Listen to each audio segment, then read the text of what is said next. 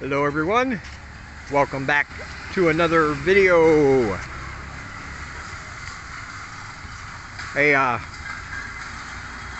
had somebody email me, say they wanted to try to make the move here,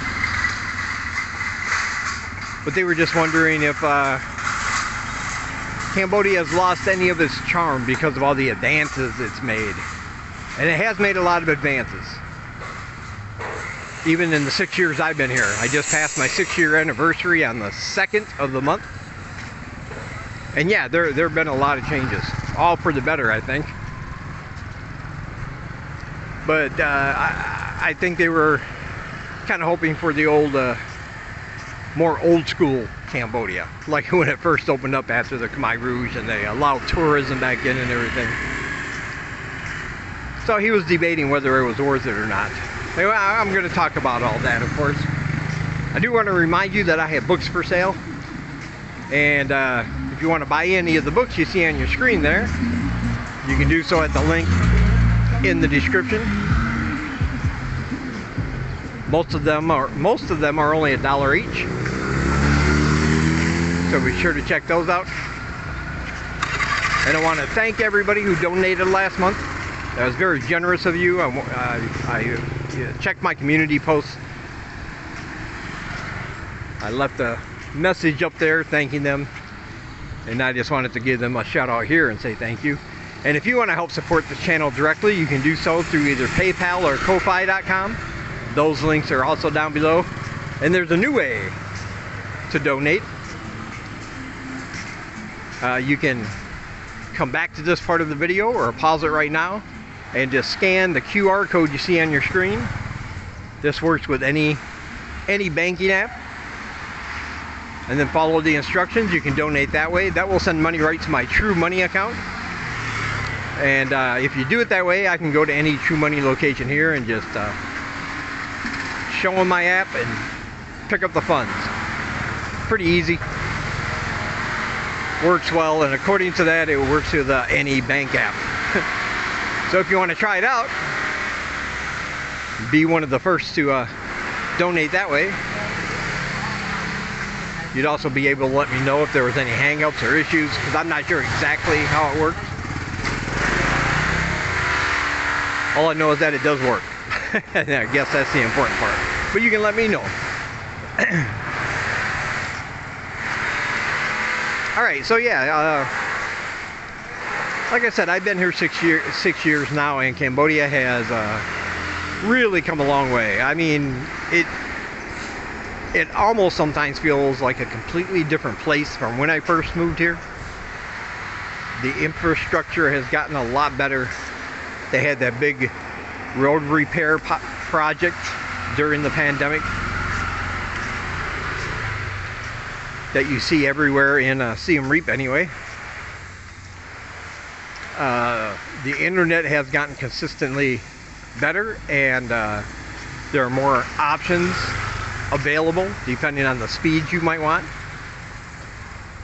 And one thing I've really noticed, my first couple of years here, we had a lot of internet and power outages, and sometimes these would last for hours at a time. But that hasn't happened in at least the last 3 years. It happened pretty frequently when I first got here, but everything's gotten a lot better, and now, like I said, there's still a few power outages now and again,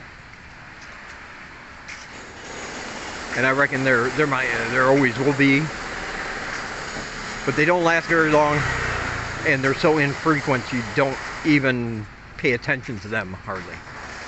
Power goes off for maybe half hour, maybe just a few minutes, then pops right back on. At least that's been my experience where I have lived.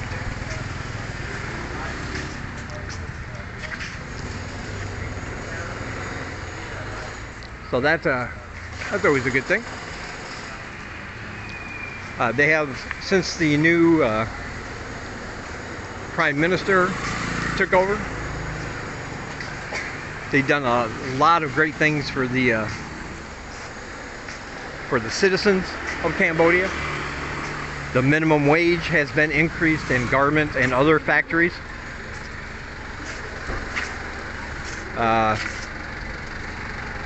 They displaced hundreds of families from the Angkor Wat Park,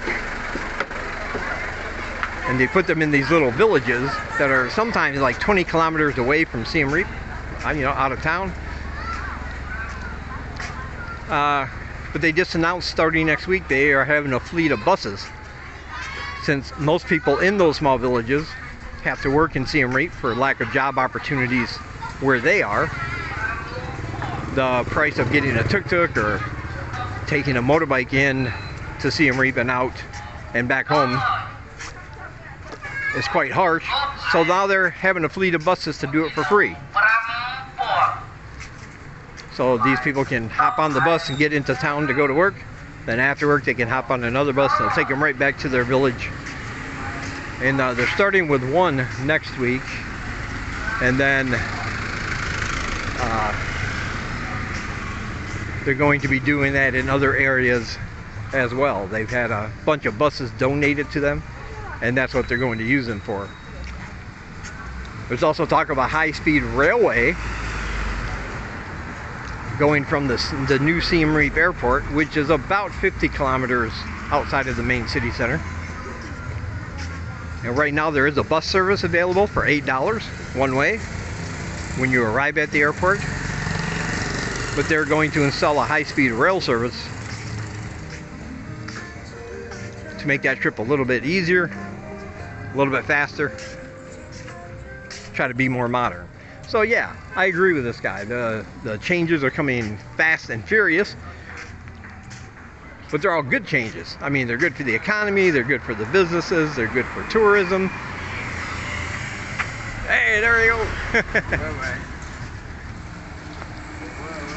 And they're good for the citizens.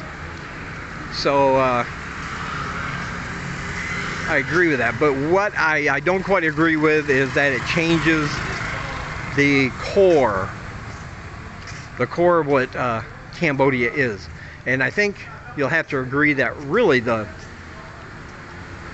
main thing that determines in any country, any town, any city, the main thing that determines how good or bad that place will be is going to be the people that live there, whether they were born there or not. And despite all these good changes, I don't think Cambodia is ever going to be a slave to the technology grind. There are just certain aspects of the country that is so ingrained in their culture that is never going to change. And if you ask anybody that likes living here, what do they like about it the most? You're probably going to hear the people as being one of the top reasons, if not the top reason. Because it is the people of Cambodia that makes this a great place to live. And that's my opinion. They're friendly, they're inviting, they're welcoming, and despite the fact that they have so little, they're not afraid to give if somebody else is in need, for the most part. They're always ready with a smile. Even if they don't understand you and you don't understand them, they're willing to sit down there and talk or communicate the best they can to make you feel comfortable. And I don't think that's ever going to change. Plus, most of these changes I've been talking about have happened in the big cities, like Siem Reap, like Battambang, like Phnom Penh.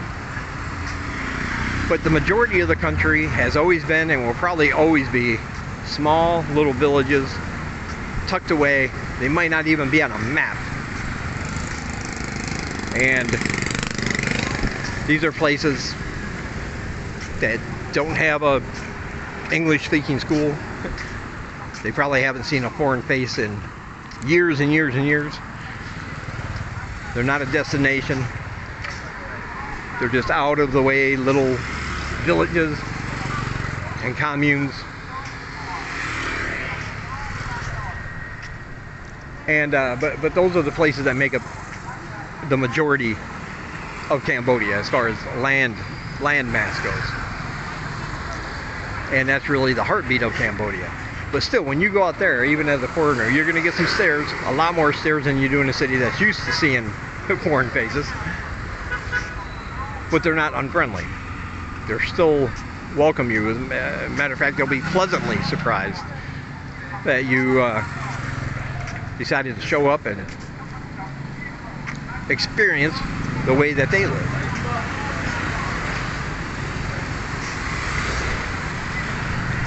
So while yes, there is and is going to continue to be great advances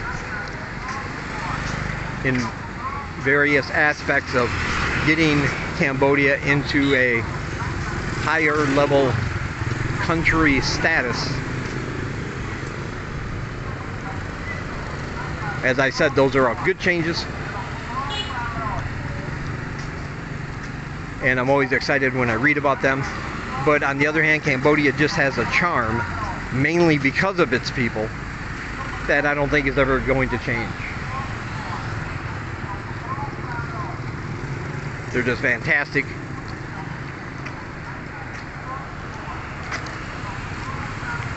And that's why I still think no matter what happens as far as advances, it still makes it one of the best places to retire or to come here and work, whatever it is you're coming here for,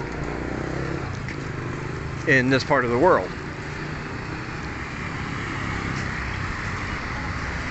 So yeah, I hope that answered that question.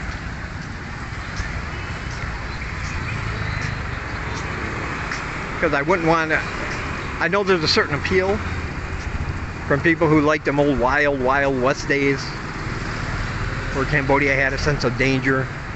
You just had the feeling that anything could happen, good or bad, at any time. You know, the thrill seekers and adrenaline junkies, they loved to come here when it was kind of still new for foreigners, uncharted territories and all that. But this is a country built around tourism, and everything they do to make an improvement is going to help in that regard, help keep the money coming into the country, and that's always a good thing. And like I said, it still has a charm.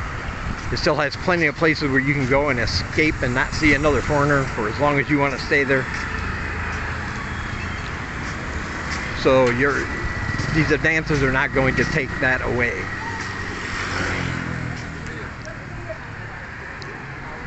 All right. So be sure to check out all my links down below. Like I said, you can donate through PayPal or Ko-Fi.com, or take out your bank app and scan the QR code for the True Money app. There are other channels vlogging from this part of the world. I have listed the ones I like. They are all down below. A lot of good information and a lot of great content coming out of those channels, and I highly recommend you check those out. Alright, and from Siem Reap, Cambodia, I will talk to you guys in the next one.